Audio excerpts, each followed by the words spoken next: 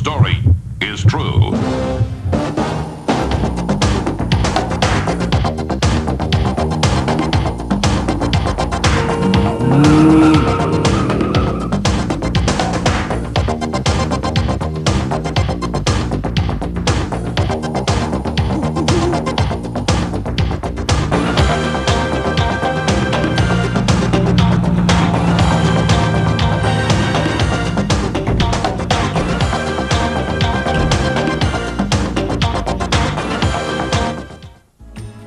The 1980s was a decade worthy of its name. It stood for a span of time with a unifying, coherent philosophy, which we all more or less shared. In the 80s, it was morning in America. Greed, for lack of a better word, is good. Greed is right. Greed works. And morning in America sounded good, but proved to be a false dawn, fueled by junk bonds and government debt. And when the market crashed, the junk dealers on Wall Street began to look a lot like the crack entrepreneurs, devastating the inner cities. The 1980s represented a huge U-turn for a lot of people, and a descent into a crack cocaine-induced nightmare from which many will never awake. Something happened in America in the 1980s, something not yet fully understood, but seen in outline by almost everyone. The growth of a multi-billion-dollar drug trade with the power to create narco-democracies everywhere its tentacles spread. And they spread a lot of places, even here. In the land where the palm trees kiss the tangerine sunsets 365 days in a row, Los Angeles, California. So we begin our story of the drugging of America here in Los Angeles. Hello, and welcome to Conspiracy, The Secret History. My name is Daniel Hopsicker, and I'll be your guide tonight on our journey to the secret heartbeat of America. We're in Los Angeles because what happened in Los Angeles happened in hundreds of other American cities in the 80s. But because it's Los Angeles, it happened bigger. Everything is bigger here. The money, the cars, the houses, the drugs, especially the drugs.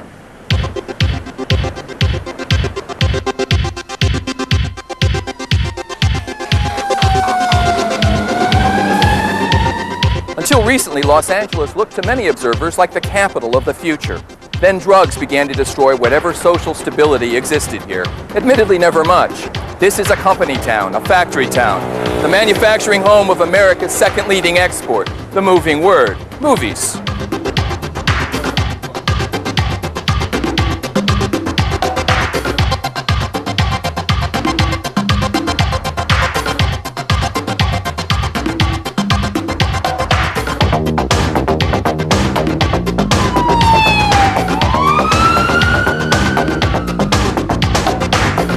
Then crack came to town and everything changed. The results are everywhere around us.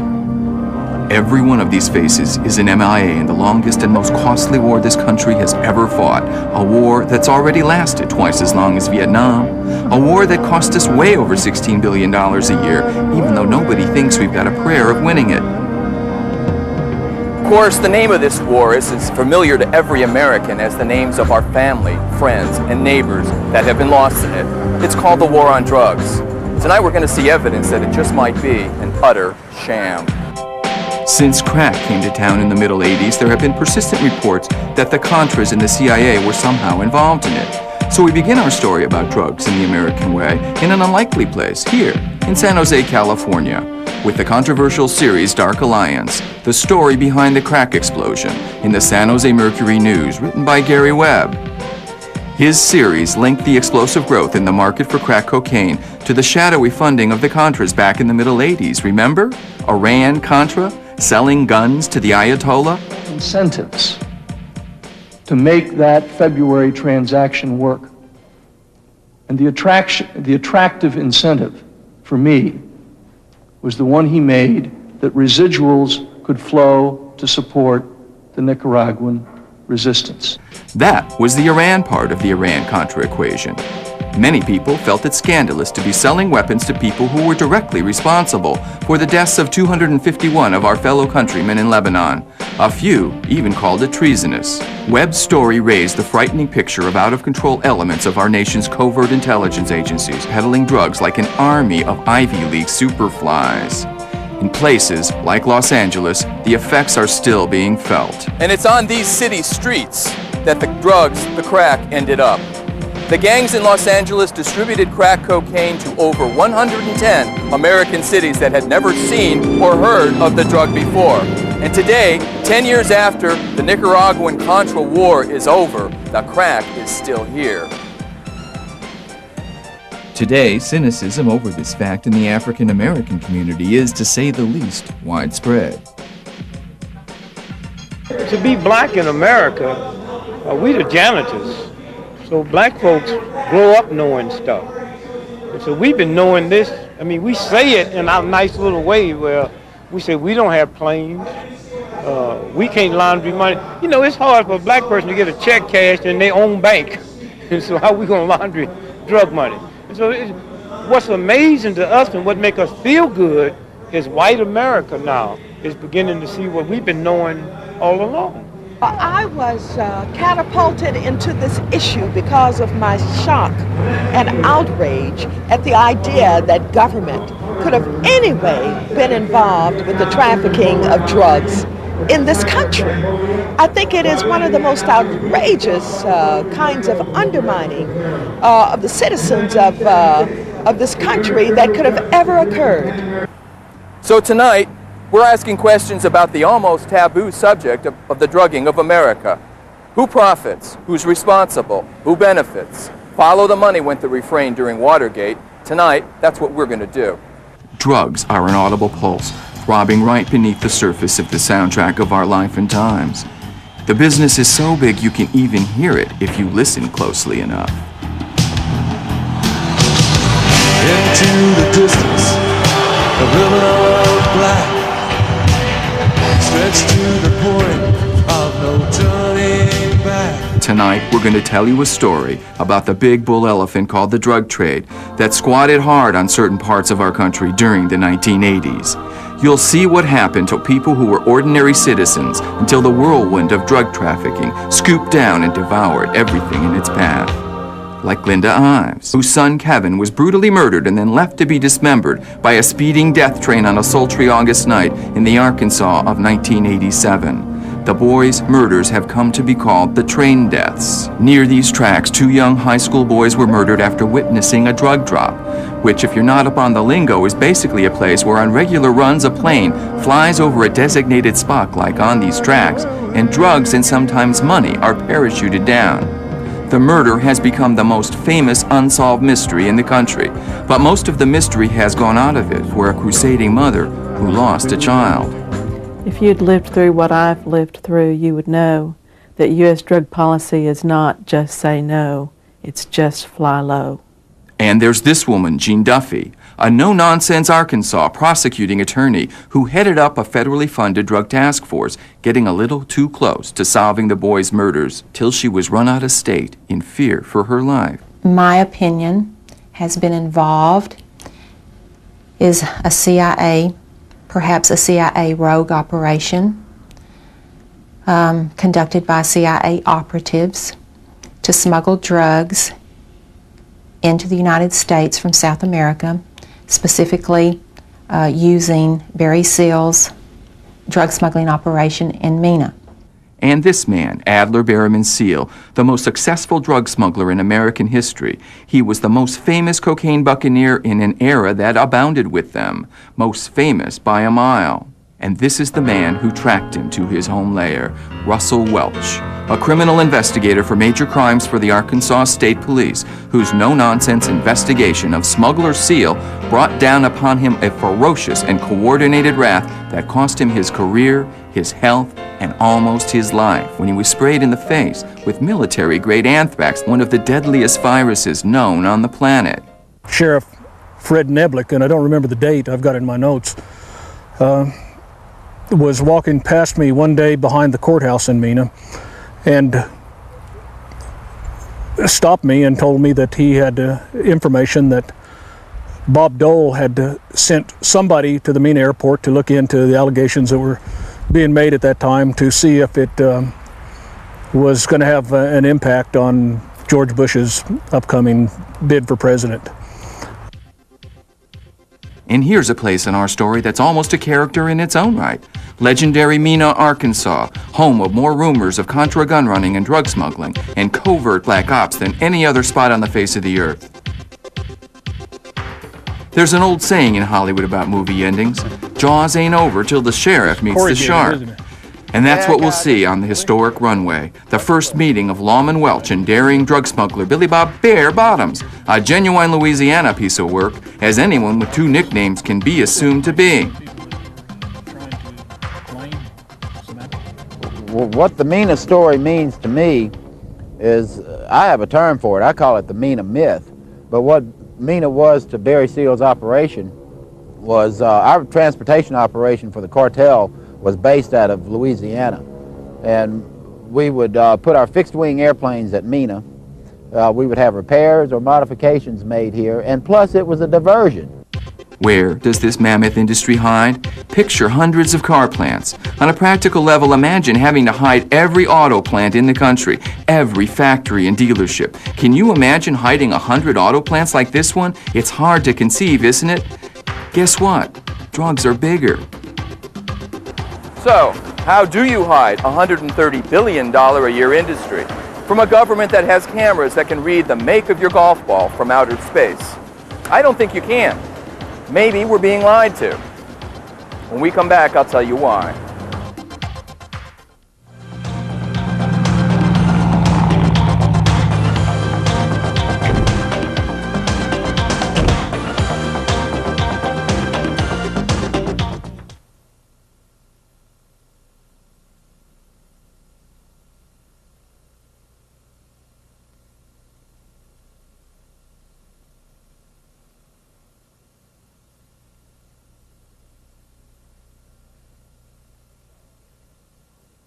Welcome back. So, are we being lied to about the American war on drugs? And if so, why? Well, the answer to the second question is easy. It would have to be, wouldn't it? Money. Lots and lots of easy, corrupting money. There have been reports for years and years that elements of our nation's covert intelligence have been financing their black operations, their secret operations, that is, through the sale of narcotics. But this brings up an almost unimaginable question. Could elements of our government be involved in the drug trade? That's what we wanted to know. So first we applied our "Do pigs fly" test. I mean, if they flew, you'd have read about it in the literature, right? Bore News would have had big bold headlines. Government tests confirm pigs fly in Middale. And guess what? There is a ton of literature on your favorite bookstore shelves devoted to a scholarly subject called CIA drugs, detailing how and why national intelligence agencies like ours and others did a little bit more than just dabble in drugs. But the biggest impact might have been made here. On January 20th, 1993, William Jefferson Clinton became the 42nd President of the United States. At the time, most Americans were not aware of the extent of Clinton's criminal background, nor were they aware of the media blackout, which kept this information from the public. It's called, of course, the Clinton Chronicles, and it might just herald a whole new medium. The hijacking of America was underway, and its impact on future generations would be incalculable. Probably millions of people have seen a video that has gotten zero mention in the mainstream media, and hardly any on television. Many people first heard of the train deaths and its connection to Mena from it. As we say in Hollywood, the story's got legs. In 1982, cocaine trafficker Barry Seal set up one of the largest drug smuggling operations in the United States in Mena, Arkansas, under the approving eye of Governor Bill Clinton. Barry Seal had a bunch of planes and supposedly had pilots. Barry Seal was a drug smuggler. Now, he tried to set it up in his home state of Louisiana, but they wouldn't let him. He had to come to a state that had a sleazy governor. Tonight, we've got startling new revelations that completely change our portrait of this man, Barry Seal. But first, note what's gone before. When Seal ran cocaine through Mena, Arkansas, Bill Clinton wasn't president of the United States or vice president. Running American foreign policy wasn't Governor Clinton's job. That job belonged to this man, George Bush, who also ran the Reagan administration's National Security Council, giving him a heady list of powerful functions. And while President Reagan reportedly often preferred Leave It to Beaver reruns over his daily 2 p.m. intelligence briefings, one guy who was apparently wide awake was Bush. Others in this story were and are household names: CIA Director William Casey. And of course, any discussion of drug smuggling in the 1980s is incomplete without a discussion of this man's role. Oliver North apparently had a real preoccupation with drugs in the 1980s. No, he wasn't using them, but there's been a lot of talk that he was selling them to fund the war in Nicaragua. Even Gorbanifar knew that you were supporting the Contras. Yes, he did. Izvestia knew it. The name had been in the papers in Moscow. It had been all over Danny Ortega's newscast. Radio Havana was broadcasting it. It was in every newspaper in the land. All our enemies knew it, and you wanted to conceal it from the United States Congress. We wanted to be able to deny a covert operation. But if you listen to this woman, former head of a federally funded drug task force, ridiculing Oliver North may be letting him off too easy. It wasn't until the time frame after Oliver North got involved in MENA that there was so much drug activity. So listen as we tell you the train death story, and see if you can hear beneath it the secret heartbeat of America. The subjects of drug and covert intelligence take place in a murky arena filled with disinformation. Information on this level is superbly managed for plausible deniability. So we decided that if you wanted to find the truth about possible U.S. government corruption in drug smuggling in the 1980s, you would have to look around the periphery. You would have to look out of the corners of your eyes. So we're not looking for the smoking gun, but for the bent twigs, the people whose lives have been lost or changed, or whose careers have been ruined. This woman, Linda Ives, lost her son. She thinks our government was involved. Another significant connection was made to the MENA drug smuggling operation when it was learned that witnesses had identified 2 police officers beating 2 boys fitting the description of Kevin and Don that night earlier at a little grocery store near the area where they were put on the train tracks. These 2 officers were identified as by witnesses as Kirk Lane and Jay Campbell, former Benton Police Department cops, then Pulaski County narcotics officers. One of those officers, Jay Campbell, is very good friends with Dan Lassiter, has known him since he was 13 years old. And Dan Lassiter is? Dan Lassiter is a convicted drug dealer, very good friends, financial supporter of Governor Bill Clinton.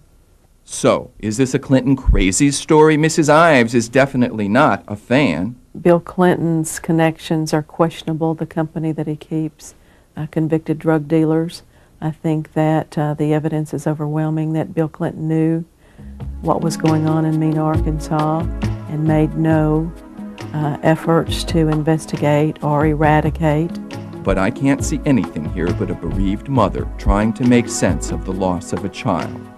You know, I guess I probably am amazed that my family could be swept up into anything of this magnitude.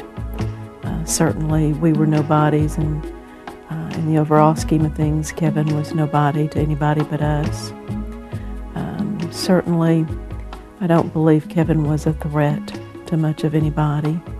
I don't think he would have particularly recognized officials, law enforcement officers, whoever was there.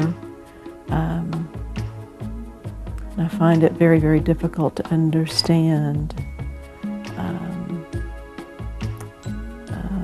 the mentality that allows them to not only murder them viciously and brutally, but to sweep them under the rug like a piece of garbage. The train deaths case is not just another famous unsolved mystery.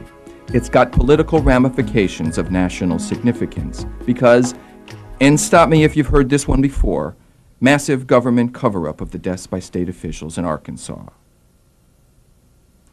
But that's getting ahead of ourselves, a natural human tendency in a postmodern age. We all want to see the big picture at a glance, to reach down and feel for ourselves the dark glowing embers left behind by the firestorm called history.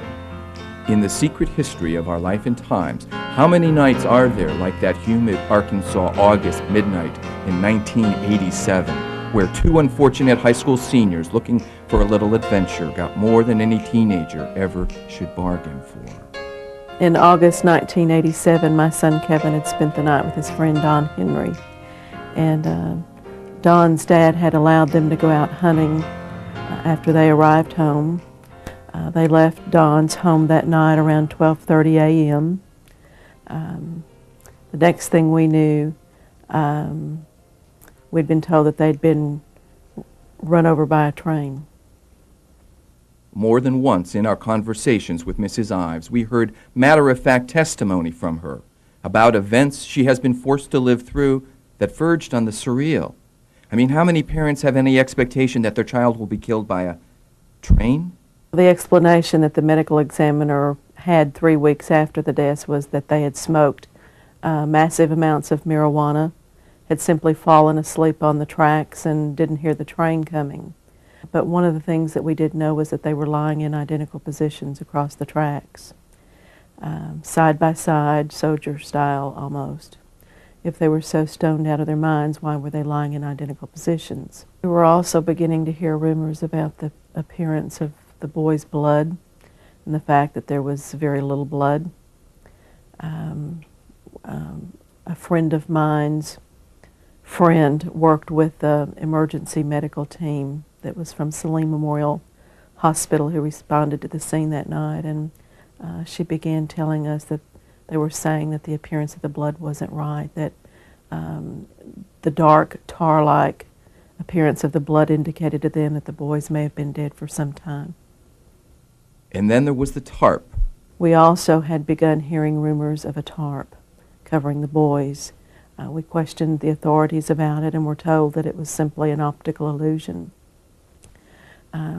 My husband Larry has been a locomotive engineer for over 30 years, and certainly his experience was that 3 men in the cab of a train sitting in different positions didn't ordinarily see optical illusions. Grief overcame doubt for the families at first. You know, at that point in time, we didn't have any reason to believe anybody was lying to us or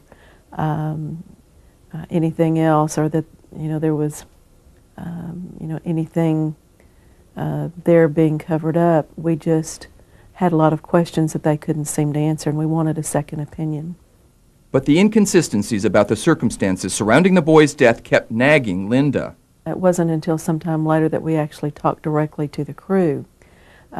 That crew, as a matter of fact, was very well known to my husband Larry and had worked with him for years. They basically told him that they were absolutely certain that they had seen a green tarp covering the boys, and were in fact able to describe it in detail, and also, as I said, they located the tarp after impact and showed it to one of the deputies.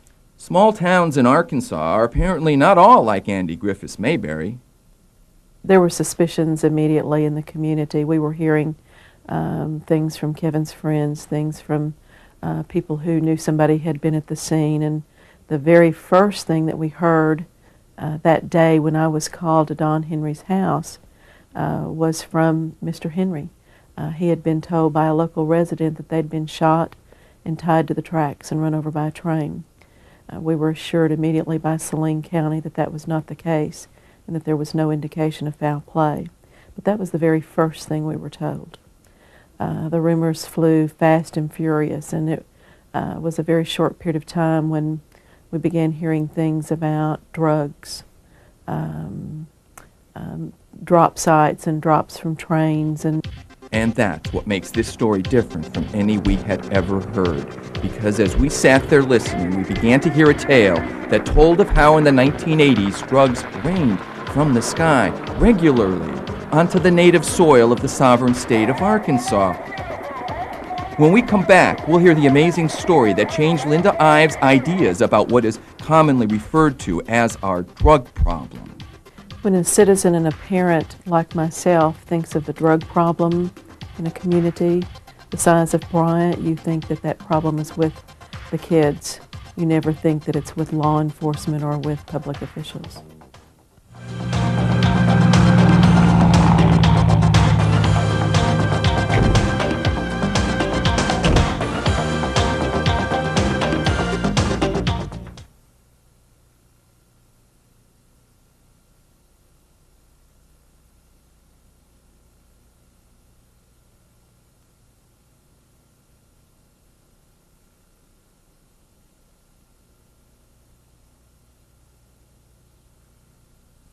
It's a little cruel to say about somebody's personal tragedy, but the train death story seems made for television, and it's been retold on a dozen different shows. Like this segment from Dateline.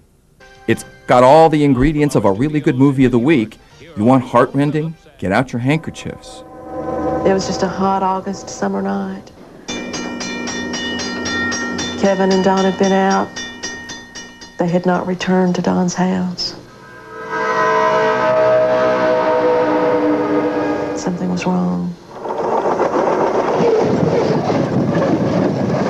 I called his daddy and he said, "What is it?" I said, "I think he's dead." But it's also a story of suspense and intrigue and a political potboiler to boot.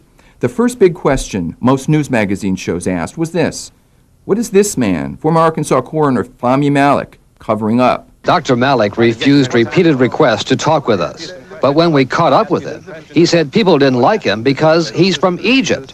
And he claimed he had never made a single mistake in any of the 7,000 autopsies he conducted. People say that as the state medical examiner, you were incompetent and you bungled cases, and that Governor Clinton, for some reason, defended you and protected you. Is that the case? You have to understand that I did 7,000 autopsies. Not one single case overturned because of me. Not a single case? Not one single case. But that's just not true. About a week after the boys were killed, we were told that the crime lab had found traces of marijuana in their system and that the medical examiner was probably going to rule the death suicide.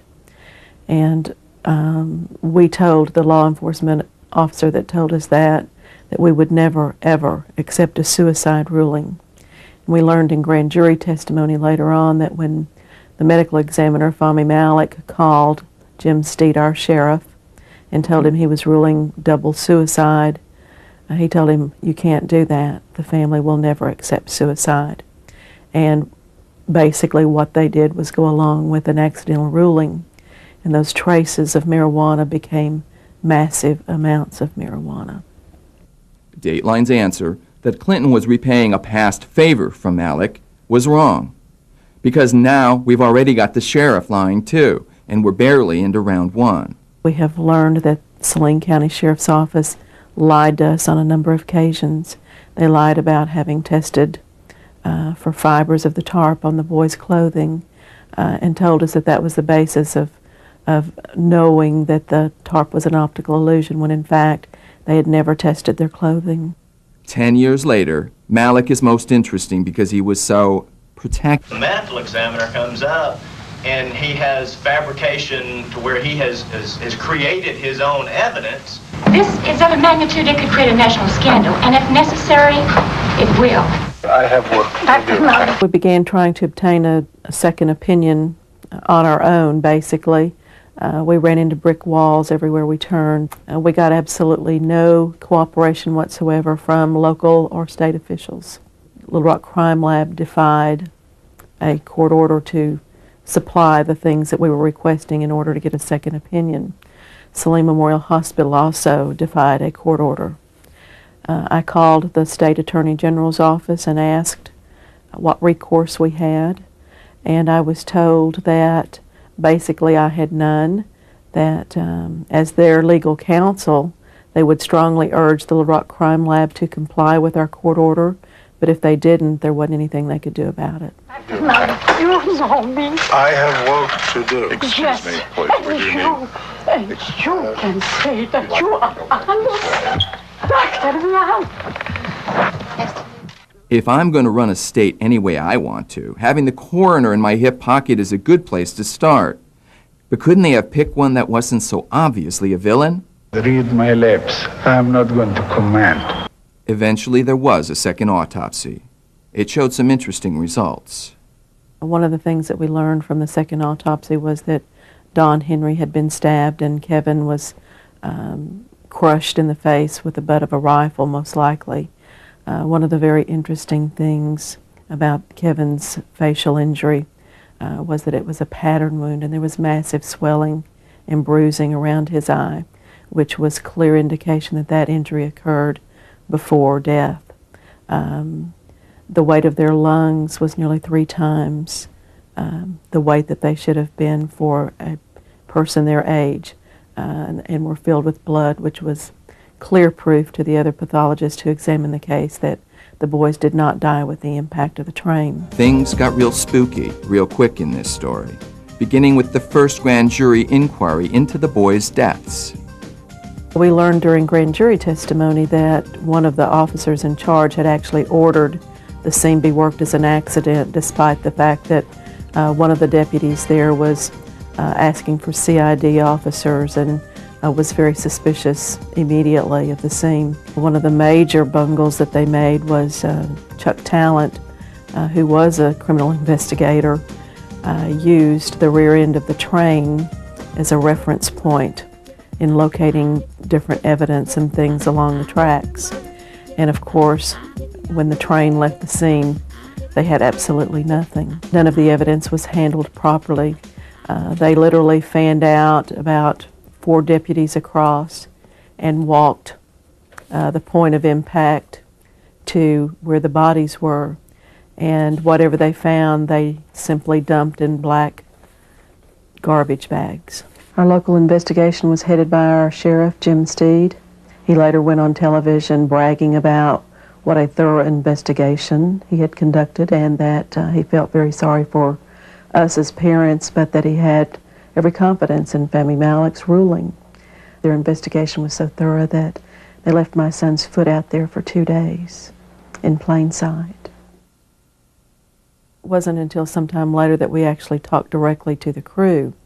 That crew, as a matter of fact, was very well known to my husband Larry, and had worked with him for years on that very same job. Well, they basically told him that they were absolutely certain that they had seen a green tarp covering the boys, and were in fact able to describe it in detail, and also, as I said, they located the tarp after impact and showed it to one of the deputies. And this is where Dan Harmon enters our story. These Harmon news clips from Linda's documentary Obstruction of Justice give you the quick Classics Illustrated version to get you quickly up to speed in the sometimes Byzantine rituals pervading Arkansas politics. Ironically, Dan Harmon and Richard Garrett, the very same men who had conducted the grand jury investigation of Kevin and Don's murders, were 2 of the main targets of Govar's drug and corruption investigation. Here's the one-liner from the cliff notes to this case. 7 separate local, state, and federal investigations into the deaths have been stymied, probably because of Harmon. Whatever comes out of it, if someone's charged or not charged, the grand jury has done a tremendous job. Harmon led the initial grand jury proceedings in which the deaths got the name everyone that lived there already knew: murder, homicide. But that's as far as the government seemed prepared to go. We certainly don't have any suspects at this point in time. It's been quite a while, and I really didn't anticipate that it would take this long when we first started. Listen to the local press. Bless them. Don't they sound suspicious? What about the murder? Is it connected at all with the grand jury investigation? Not that we know of. McCaskill was a witness in the Bryant train deaths investigation. Although police haven't ascertained a motive for the murder, they say there's no connection. Link this investigation to the deaths of Don Henry or Kevin Ives, and I don't foresee anything in the pursuance of the rest of this investigation that would be anything that would make me change my mind. And an embarrassing number of witnesses started turning up Clinton crazy dead. In Arkansas, you quickly learn that it's not true that the local people don't know what's going on. They know. Dan Harmon got indicted, and even in scandal-ridden Arkansas, this was and is big news today. Accused of racketeering and drug offenses is a free man today. Harmon was released from federal custody yesterday while he awaits his trial. You may remember just last Thursday, Harmon was jailed after refusing to take drug tests. However, during a court hearing yesterday, he told a federal magistrate he would submit to those tests. Harmon maintains he's innocent and says he's a victim of government harassment. Dan Harmon got out of jail yesterday. A federal grand jury indicted Harmon on 11 counts. He ended up jailed after he refused a drug test, a condition of his freedom until trial. Harmon went on trial to a buzz of anticipation because of who he is, what he knows, and perhaps most importantly, who he knows. Because if anyone is plugged in with the organized crime conspiracy that Clinton crazies seem to think runs Arkansas, it's him. So we show you the ultimate end to the saga of Dan Harmon in order to get you to understand just how long it's been since responsible authorities knew they had a Dan Harmon problem. So why does it take 10 years to figure it out? Maybe because it's not Dan Harmon's problem. His response to the indictment seemed curiously revealing. If they can stick some garbage like this on me, then every American better be scared to death.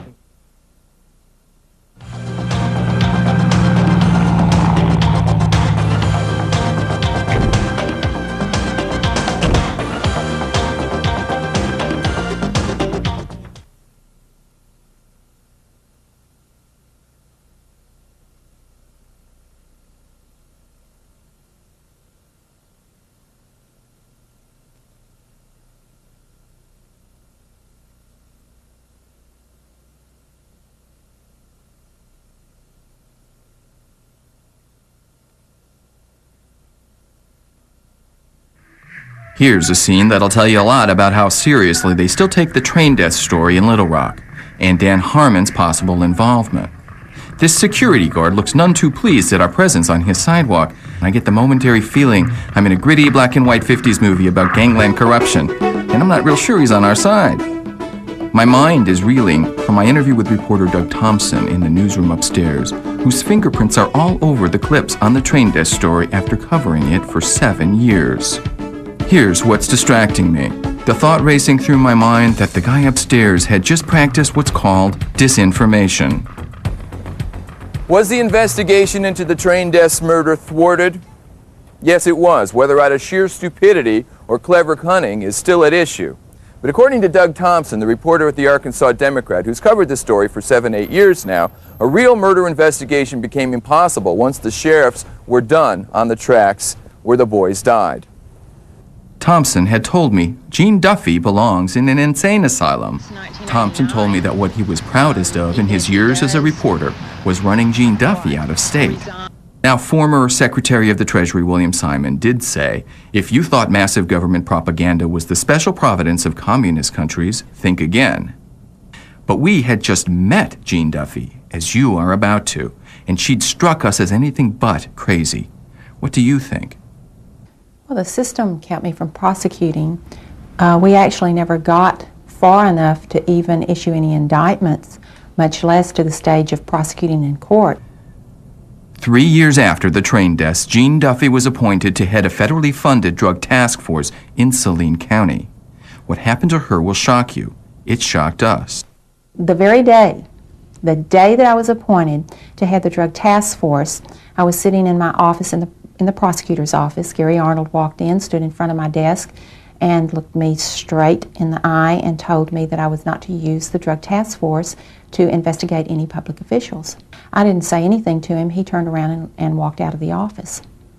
Duffy was put in charge of a half-dozen undercover agents. At a certain point in every investigation, her agents bumped up on local government officials in the drug network's distribution chain of command. When I had hired 7 undercover officers, and they went, of course, had to start street-level buying first, and they couldn't get much above street-level buying before they started connecting public officials to protecting drug dealers, to actually being involved in the drug dealing operation themselves.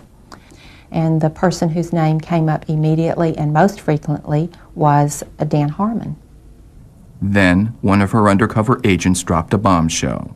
About 3 months after the Drug Task Force was up and running, one of my undercover officers asked if he could open the train deaths case. The train deaths was described as Arkansas's most famous unsolved mystery.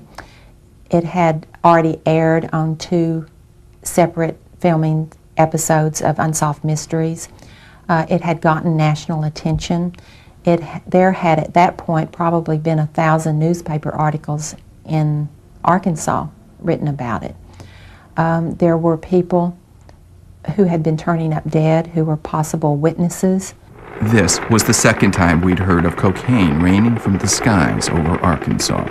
He said that there were drug drops apparently coming from airplanes in that area, and these drug drops from airplanes had virtually not been investigated by any of the law enforcement agencies in our district.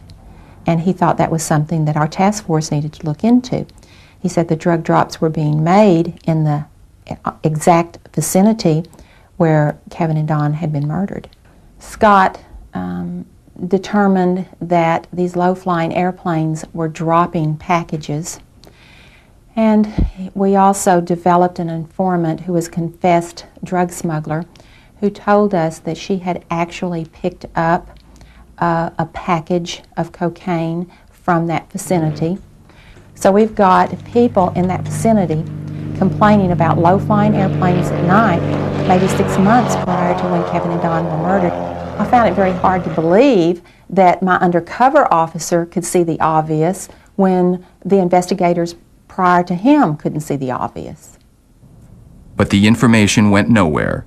Gene Duffy was the object of a smear campaign and what passes for a free press in Arkansas, and that was that. My drug task force was shut down cold because we were getting too close. We were not allowed to get there. Then rebellion set in briefly.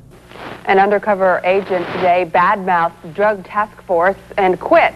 He says there's too much dirt behind the scenes. Scott Llewellyn was a special agent for the drug task force. He quit today. He worked in the 7th Judicial District, which serves Saline, Grant, and Hot Spring counties.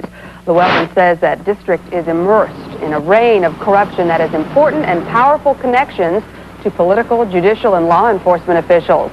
He says as an undercover officer, he gathered evidence of illegal activities, but says for some reason the drug task force chose to ignore him.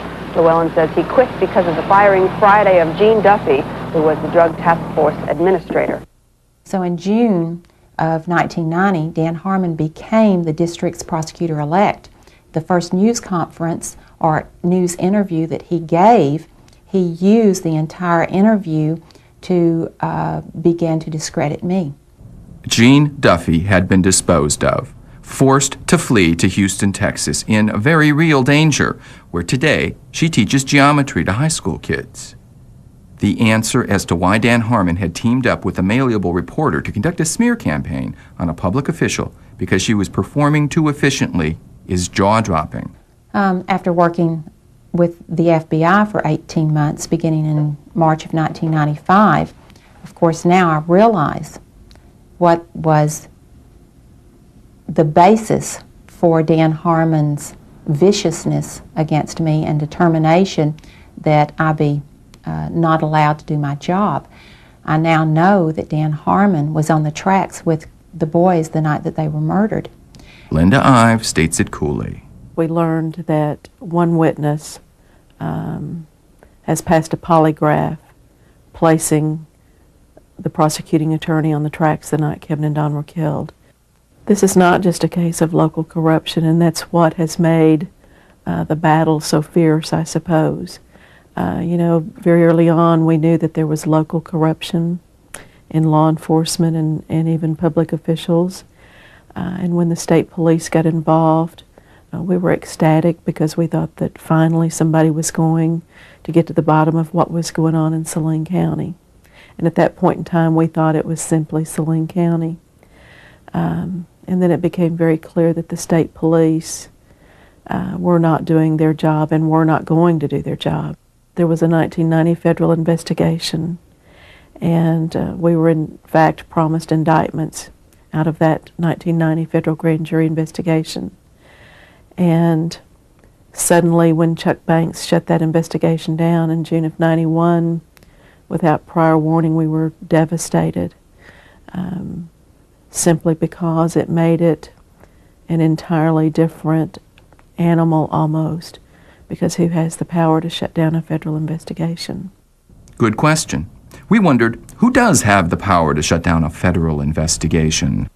Could the deaths of 2 hapless high school seniors on an August night in rural Arkansas have anything to do with matters pertaining to our country's national security?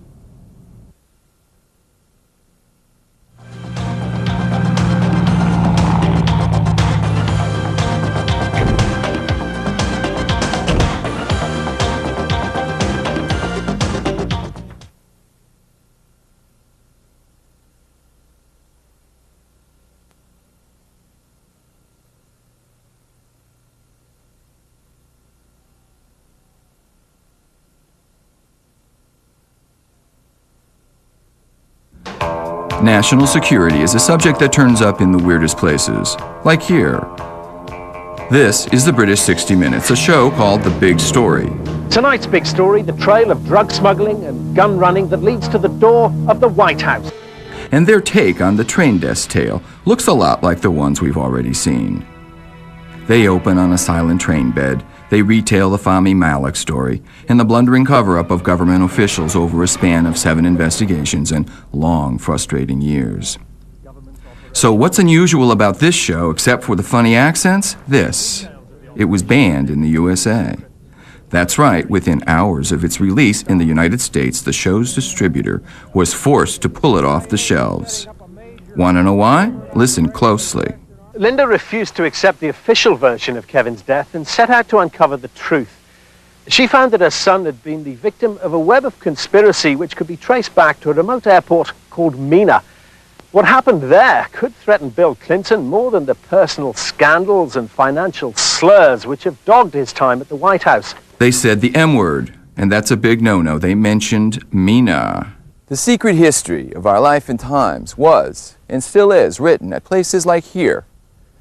This is officially the Intermountain Regional Airport, better known as Mena, a small, obscure town in western Arkansas through which was woven the threads of virtually every secret government black operation of the 1980s. If you're talking Oliver North, the CIA, Contras, and cocaine, you're talking Mena. The mere mention of Mena has been sending shivers down the spines of federal government propaganda officials for 2 administrations now. Which is good because it's nice to see Democrats and Republicans working together for a change. Mena has become a symbol of how our 2 parties can work together in America. It's a truly bipartisan cover-up. What are they covering up?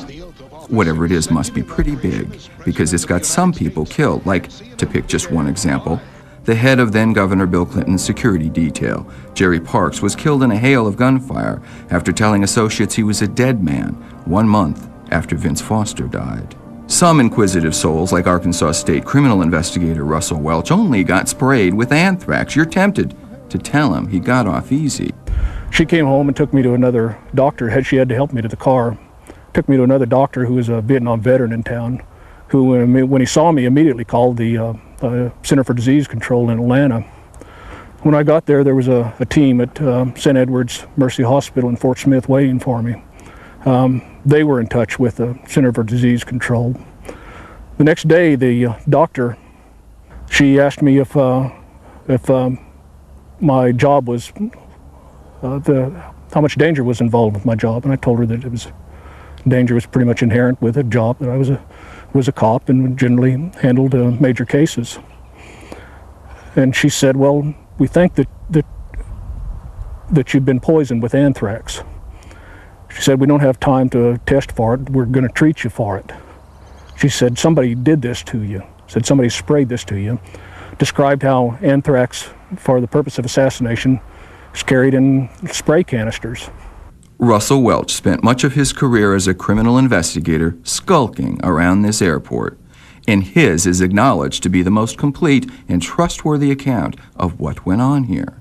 A criminal investigator for the Arkansas State Police was stationed in Mena originally in 1979 because of allegations of narcotics activity at the airport. And then there were smugglers here before Barry Seal. And I was pressured by the state police to monitor airplane traffic, develop sources of information, monitor whatever methods possible, fuel pumps, in numbers, to determine what kind of drug traffic may be present out there. And the airport itself is not unique to drug traffic. I think there's drug traffic everywhere. I think any airport could have a lot of it. My concern was this one. It was the one that I was assigned to, and it was the one that I was given responsibility to keep up with. It's almost like they say about the nightclub in that movie Casablanca. Everybody comes to Rick's. Everybody comes to Mena. And that's kind of weird all by itself, because look at it. It's a pretty small town. It's located in Pleasant Hills and forested low mountains, and they're all tucked in one of the hardest to get places in the lower 48 contiguous states. Maybe that's the secret of its popularity. But Aspen it ain't. So what was everybody coming here to do? Bill Clinton was at Mena, which itself isn't sinister. He was the governor of this state. The CIA was at Mena. They finally got tired of years and years of denials and admitting running special ops out of here once. Right. Another case I tried to open about the same time, not long before that, involved a person who it turns out now is well placed in CIA, had worked with Southern Air Transport in Miami, lives in El Dorado, Arkansas, was a friend of a very good friend of Buzz Sawyer, who was killed on the C-123. He had 2 smuggling aircraft at the Mena airport. I was ordered not to open an investigation on those smuggling aircraft. These are direct orders from the state police, no explanation. Historic cocaine buccaneer Barry Seal made these runways his home, and it's no wonder. If you look at a map, the location seems pretty nice for a trip from South America. And it is small. It's a lit airport, there's not a tower on it, so it's not monitored, so it's an ideal spot for a smuggler to be able to find at nighttime without having to worry about being recorded every time they come in and leave. While Barry was bringing in up to $5 billion worth of cocaine into the United States of America during the 1980s, this is where he based his cargo airline. And at that time I thought, because Barry Seal was already saying that he was involved with the CIA, and there was reason to think that there was CIA activity because of the C-123 and the knowledge that was made available then that the C-123 had made a trip to Nicaragua, that possibly Barry Seal was in fact working with the CIA somehow. And I thought I'd be able to develop that and close my case and get on with the rest of my career investigating murders, robberies, and rapes. Everybody comes to Mena. The Barry Seal story is the secret history of the 1980s. His life and violent death were bracketed by 2 very public events. In the first, he piloted a C-123 military cargo aircraft to Nicaragua in a drug sting that was designed to be the Gulf of Tonkin incident of a U.S.-Nicaragua war. I know every American parent concerned about the drug problem will be outraged to learn that top Nicaraguan government officials are deeply involved in drug trafficking. This photograph, taken from the back of Barry Seal's plane, purports to show a Sandinista official, Federico Vaughn, loading cocaine onto Barry Seal's plane. In fact, Federico Vaughn worked for Oliver North. But it's this event for which Barry Seal will be remembered longest. In this, his beloved C-123 Fat Lady airplane was brought down by Sandinistas over Nicaragua with Eugene Hasenfuss on board. Good evening. There's a furious debate going on tonight between the governments of the United States and Nicaragua, and it revolves on the question, whose cargo plane carrying ammunition to the anti-government countries was shot down inside Nicaragua yesterday? And who were the Americans on board working for? They'd apparently flown from El Salvador. The government of Nicaragua says it is proof of direct U.S. involvement in the war. The Reagan administration says not true. Our first report is from Nicaragua, and here's ABC's Peter Collins. The Sandinistas say the aircraft that went down was a Korean War vintage C-123. Informed sources close to the Contras confirm this and say they have been using the aircraft to drop ammunition and supplies by parachute to their men. It crashed in remote, swampy terrain deep inside Nicaragua that can be reached only by Sandinista Air Force helicopters. The Sandinistas claim 4 Americans were aboard the plane. They say 3 were killed and 1 survived. He is identified as Eugene Hassenfuss, a Marine Corps veteran from Marinette, Wisconsin.